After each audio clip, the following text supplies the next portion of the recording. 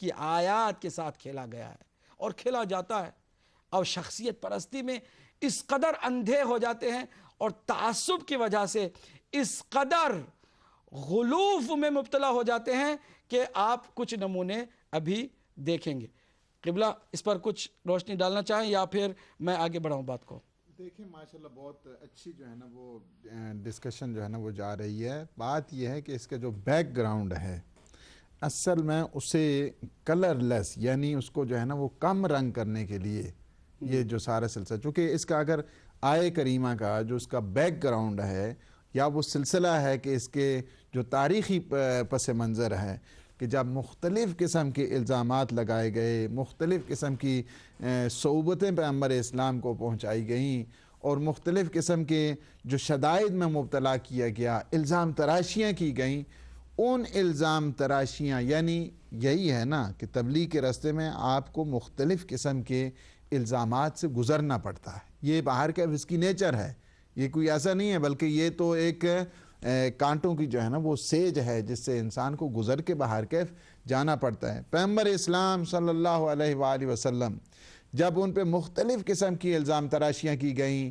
اور بہتان بازیاں کی گئیں کہ یہ نعوذ باللہ ساحر ہیں، جادوگر ہیں، یہ اس طرح یہ ساری سلسلہ جب رہا، اس کے بعد ایک جو سلسلہ ہے کہ جب دیکھا کہ الزام تراشیوں سے کام نہیں چلا ہے، پھر ایک کفار اور مشرکین نے ایک نئی ٹیکٹکس جو ہے وہ اختیار کی ہے۔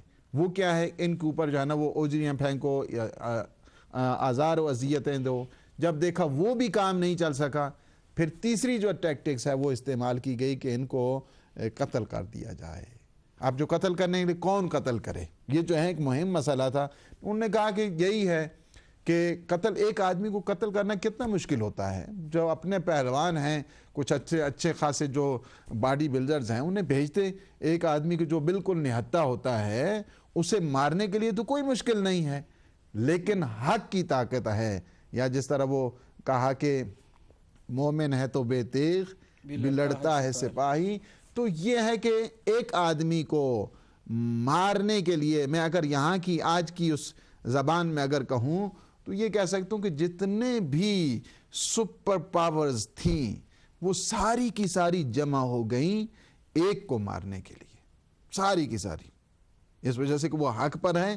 اور یہی ہے ہمیشہ اللہ نے وعدہ کیا ہے، حق سر بلند ہے۔ دنیا کی جتنی بڑی یہ نارتھ کے قبیلے آ گئے، سارے ویسٹ کے آ گئے، شمال جنوب کے آ گئے، سب نے مل کر جو ہے نا وہ فل نائٹ، وہ جو ڈیوٹی جس کا آپ نے بھی تذکرہ کیا، ساری رات وہ مسلسل اس میں رہے کہ کب وہ ایک بستر پہ ایسا کہ جو پیغمبر جیسا ہے، جس کو یعنی آج بھی اگر انسان دیکھنا چاہے، یہ ساری چیزیں انسان کو سمجھنے کے لیے منزلت امیر المومنین علی ابن ابی طالب کو سمجھنے کے لیے مگر کافی نہیں ہے، لیکن ان مسائل کو کم رنگ کرنے کے لیے دوسرے مسائل کو جو ہے نا وہ ہائی لائٹ کر کے، تاکہ اسے یہ نہیں بتایا جائے کہ جو اپنی جان پہ کھیل کر اور جس نے سجدہ شکر کی بنیاد رکھ دی، سجدہ شکر کی بنیاد علی ابن ابی طالب نے رکھی ہے۔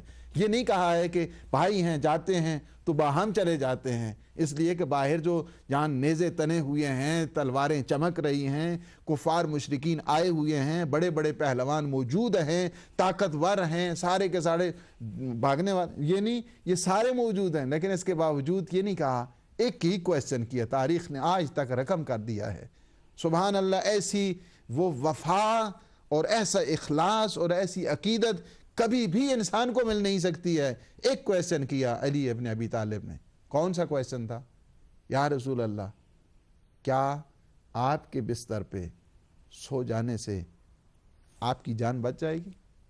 بس یہی ہے فداکار رسول، جو رسول خدا کا ایثار گر سپاہی، یہ نہیں پوچھتے ہیں ہمیشہ، کہا اتنا بس بتا دیں، اتنا بتا دیں، کیا میرے سو جانے سے آپ کی جان بچ جائے گی؟ پیغمبر نے فرمایا ہاں یہی حکم خدا ہے۔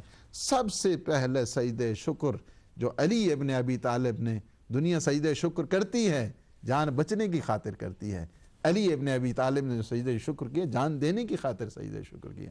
آج تک جو سجدہ شکر سنگ میل بن کر آ رہا ہے، اس کے بعد ہے کہ وَجَعَلْنَا مِن بَيْنِ أَيْدِيهِمْ سَدًّا وَمِن خَلْفِهِمْ سَدًّا फ़ाग़शयनाहुम फ़हुम ला युबसिरून, अल्लाह ने उनकी आँखों में ऐसी धूल झोंकी कि पैगम्बर उनके सामने से गुज़र के चले गए और उन्हें ख़बर तक नहीं हुई। और ये आयत जो है सियासत से बहुत मुहिम है कि बाज़ों का उनका काम यही होता है कि गैब होना, तो वो इस आयत के ज़रिए इसके बहुत कमालात भी हैं। वजअलना मिन बैन ऐदीहिम सद्दन व मिन खल्फिहिम सद्दन फ़ाग़शयनाहुम फ़हुम ला युबसिरून। बात यही है, ऐसा सोया कि अल्लाह की तरफ से एक तगमा मिल गया। व मिनन नास मन यशरी नफ्सहु इब्तिगा मरज़ातिल्लाह, यानी वो मिनन नास मन यशरी नफ्सहु इब्तिगा मरज़ातिल्लाह, यानी जो अल्लाह की रज़ा के लिए अपने आप को कुर्बान कर दे, अपने नफ्स को बेच दे। वल्लाहु रऊफ़ुन बिल इबाद। ये है कि इंसान देखे कि अल्लाह अपने बंदों पर कितना मेहरबान है। जो नफ्स रसूल है, ठीक है, आप माशाल्लाह जो है ना वो उठाते रहें जो कुछ है, लेकिन ये बात हमेशा याद रखें, अज़मत उसकी कि जो मोहर नबुव्वत की शाह सवार है, जिनके लिए ख़ुद जुल्फ़ें फैला कर, यानी ये अज़मत इनको मगर कम किया जा सकता है, यही समझने की बात है कि जिनके लिए ख़ुद बेटे ऐसे हैं, बेटे को होने की वजह से नहीं है ये सारी सिफ़ात जो हम बयान कर रहे हैं। और आइए तो मकतब तशय्युअ का सलीका ही नहीं है कि बेटा होने की वजह से हम उन्हें मानते हैं, या नवासा होने की वजह से उन्हें मानते हैं, या भाई होने की वजह से उन्हें मानते हैं। हम मानते हैं इस वजह से कि अल्लाह ने उनकी फ़जीलत का इकरार किया है, पैगम्बर इस्लाम ने उनकी फ़जीलत का इकरार किया है। ये आयत अली इब्न अबी तालिब ने अपनी तरफ से नहीं लाई है, व मिनन नास मन यशरी नफ्सहु, ये अल्लाह की तरफ से।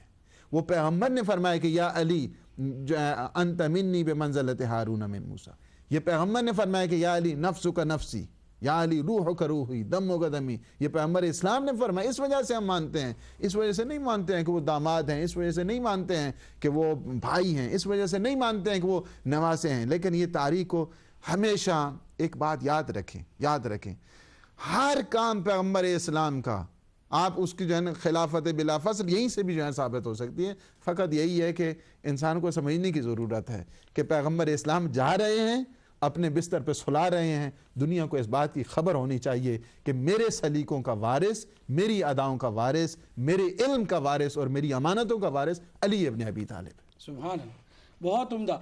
लेकिन एक ख़ास बात नाज़रीन ये भी है कि शब हिजरत दो अहम वाक़यात हैं, दो आयात भी नाजिल हुई हैं।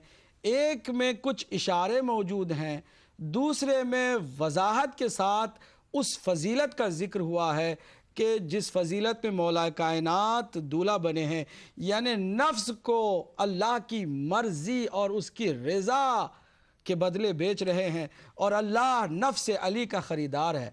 अब ज़रा देखिए नाज़रीन, वहाँ फजीलत पता है, वाज़े तौर पर है कि ये नंगी छाँव, तलवारों की छाँव में अली तमाम ख़तरात को सर लेकर सो रहे हैं।